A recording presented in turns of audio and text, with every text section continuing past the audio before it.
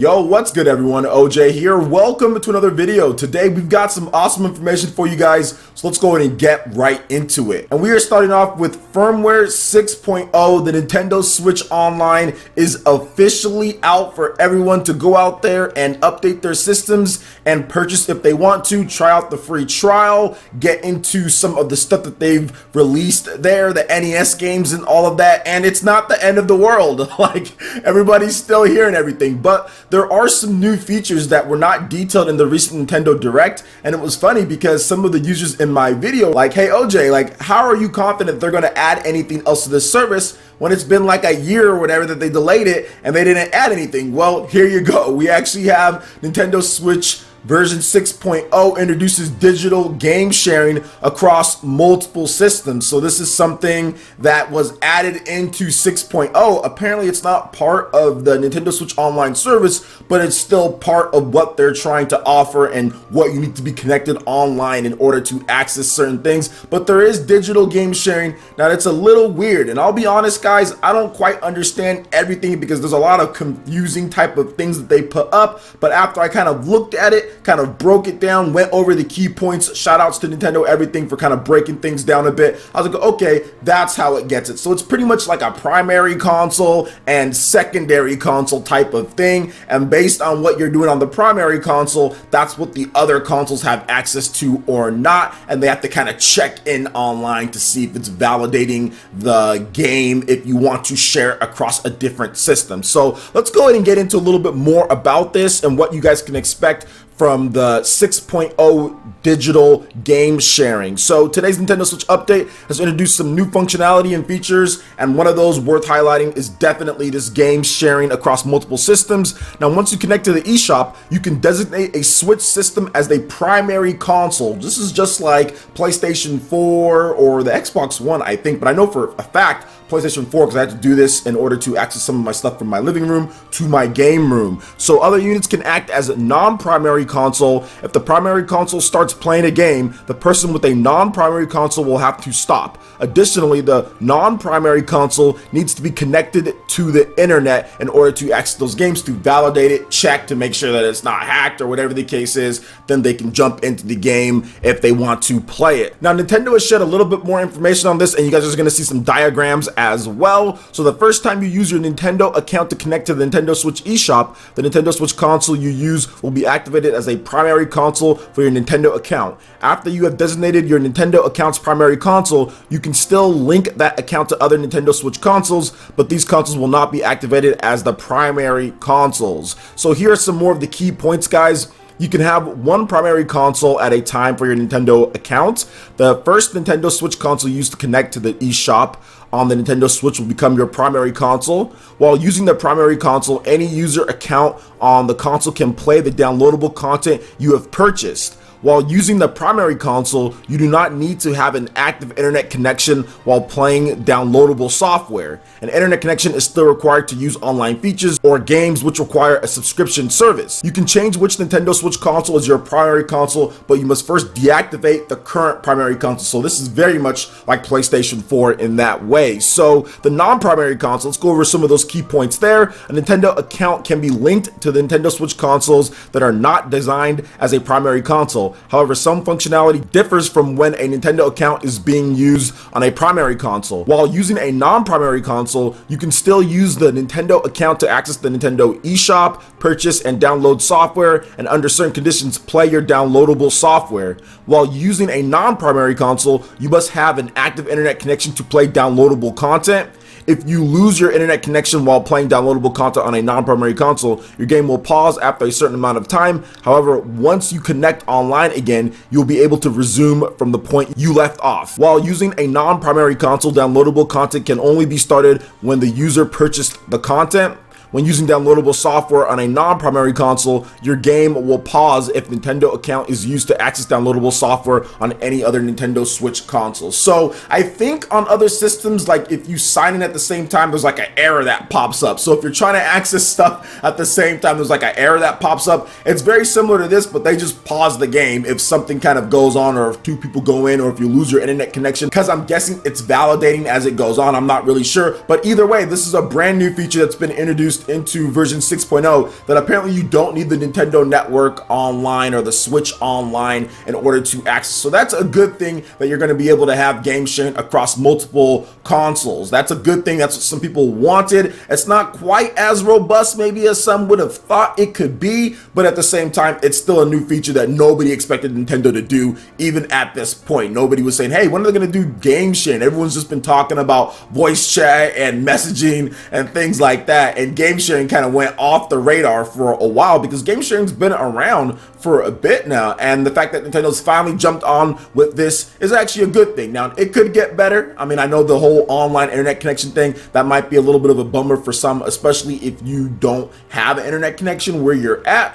but at least if you're at home, you got an internet connection, you got multiple systems, kids got the Switches, wife, husband, whatever the case is, boyfriend, girlfriend, multiple ones, you guys can access those games no problem at all. So it does seem like that is at least going to be in the works there. So pretty good stuff all around. I do like the fact that they're doing this. And what do you guys think overall about the whole 6.0 update? I think I'll talk about that just a little bit, give a little bit of a recap of it. So the NES games and everything are kind of slick. I think that's really cool that they're doing that. And I also like the fact that you have online play with all of those. That's really cool, which we already knew about, but the way that it actually works and how you jump in, it's super fast. There's no button remapping at this point. Maybe they'll add that in, but the 20 games are cool. I mean, there's Tecmo Bowl with online play, Mario Bros 3 with online play. There's like the wrestling game. I mean, there's all sorts of stuff that you can play with your friends quick and easy, just jump right in. They have some controller updates, a little bit difficult for some playing with the Joy-Cons at the beginning, but you can always just use the Pro Controller if you need the Pro Controller. They do have the pre-orders up for the NES controllers if you want to go ahead and get one of those, so there's that as well. But I think that it's a good system, the NES games and how that works, and I'm excited to see what they add to the system going forward in the future. I think we're going to get Super Nintendo games, we're going to get more NES games, and I think they're going to continue to add some features here and there. And also with Update 6.0, you can post batch screenshots, so you can post multiple screenshots at a time, so that's actually really cool as well. And another thing that I noticed is that you can also use Nintendo coins to purchase your subscription service. I used all of my coins. I think I had about $5 of coins, and I got the subscription service for cheaper than I did before. So there's that as well. And there's other little tweaks here and there, but the main thing is the Nintendo Switch Online, the NES stuff. You have to go to the eShop, you download the Nintendo Entertainment System app or whatever to access those. Once you have access to that, you can just go ahead and boot it up right from the home menu, and you have your 20 games right there. It's nice, quick, have different filters on there. Looking okay, looking not too bad in my opinion. And once again, Nintendo just needs to add a couple of different things to this online service, and I think they're gonna have themselves a winner here with it. I honestly do. Just have that voice chat in there and have that messaging system, and bam, I think people would be more happy with this. But overall, based on what I've tested out, I think it's okay. I think the NES games are cool. I like the posting screenshots in batch form. It seems to be a lot quicker as well to post the screenshots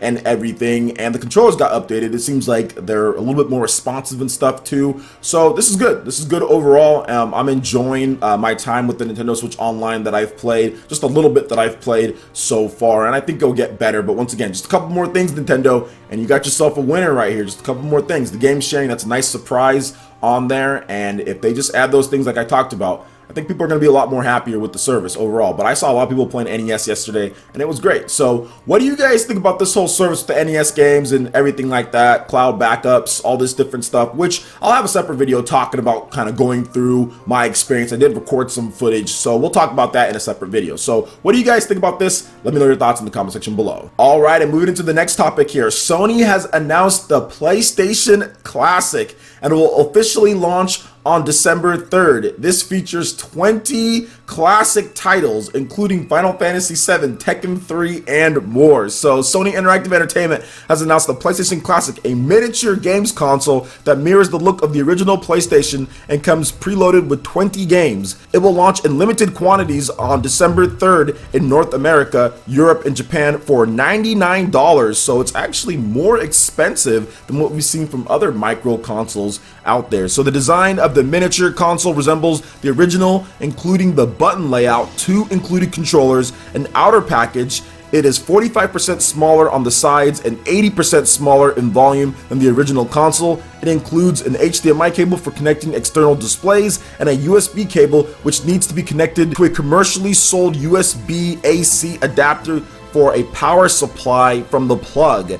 Of the 20 included titles, the following have been confirmed. So we have Final Fantasy VII from Square Enix, Jumping Flash from Sony Interactive Entertainment, R4 Ridge Racer Type 4 from Bandai Namco, Tekken 3 from Bandai Namco Entertainment, and Wild Arms from Sony Interactive Entertainment. So Wild Arms included in there. Some nice RPGs already. Final Fantasy VII, Wild Arms, that's definitely good. Now select titles will support local multiplayer using 2 controllers as well. You guys are checking out this announcement trailer, screenshots, link in the description below. And I think this was more of the things like it was going to happen. There has been rumors about a micro console from Sony dating back, I think, a year or so ago. So this has been in the works for a while with this 3D emulation. This isn't 2D type of stuff, this is 3D, so they definitely took their time on bringing this one out. But obviously the massive success of the NES Classic and also the Super Nintendo Classic, both of those probably had an effect on what Sony was going to do with this one. They saw how those were selling hundreds of thousands of units every single month in the US alone,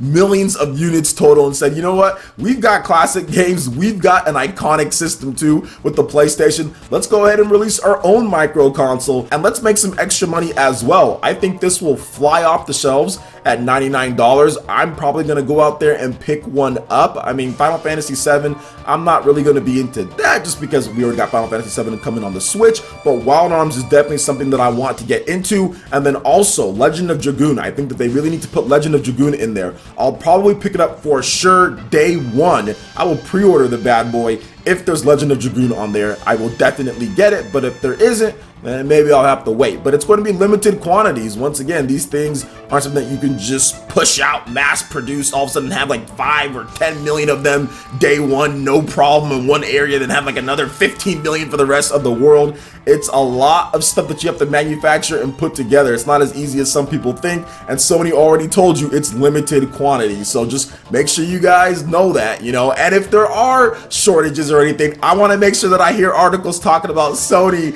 is purposefully making a drought or a shortage of these systems. No, I'm joking with all that. I'm joking with all that. Those are the stuff that we saw with Nintendo when they did their classic systems, the NES Classic and all of that, and people tried to say that would happen with the Super Nintendo Classic. But either way, what do you guys think about this? I think this is a pretty cool announcement. I kind of saw it coming.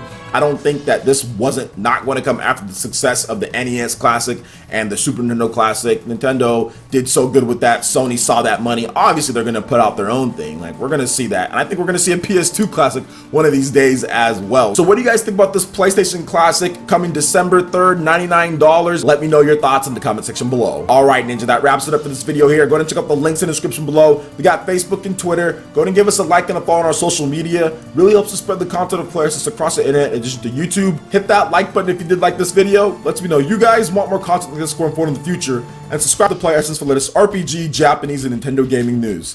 Thank you so much for watching, and we'll catch you, Ninja, for the next video. Peace!